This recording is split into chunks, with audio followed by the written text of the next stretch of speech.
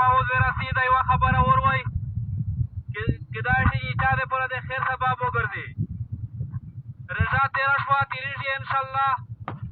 د میشتو سے یو روایات یو کلچر پټه شوه ده چې د چاندني رات یعنې د عید په شپه باندې هوایي فایرنګ کې میشتو څخه خپله خوښي کي او د بل قبیله او د بل خوښي میشتو په غم هغه په غم کې چې دا غیر اسلامي او غیر قانوني روایات دا غیر قانوني او غیر اسلامي روایات دي.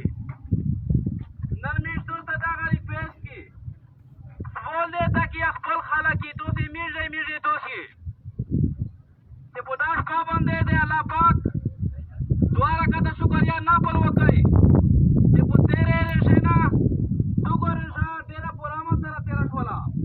نو دا د خوشحالۍ او د شکر خبره ده.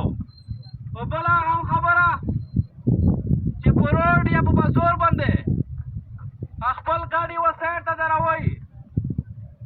میشتو سے د کلي خلک دي خپلې خلکې ته به تکلیف نه ورکوي. که عید ده خو بیمور انځیر ایمرجنسي د هر چا کیدای شي. میشته د بالا افسرونو د احکامات دي د هدایات دي چې چاندني رات یعنی د عید په شپه باندې د هوایي فایرنګ کسی کو هغې چې کومه قانوني کاروي ده هغه ورسره وکړئ. نو میش به مجبور وي د دوی سره به قانوني کاروایي شي.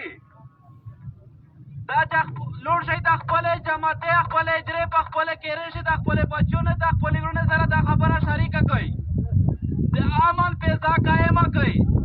انشاءالله دلته به امن وي. هر سړی به خوشحال وي خو چې د بل انسان د بل مسلمان خیال وساتي.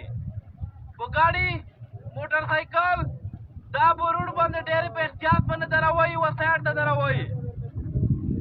خوښه مې ده.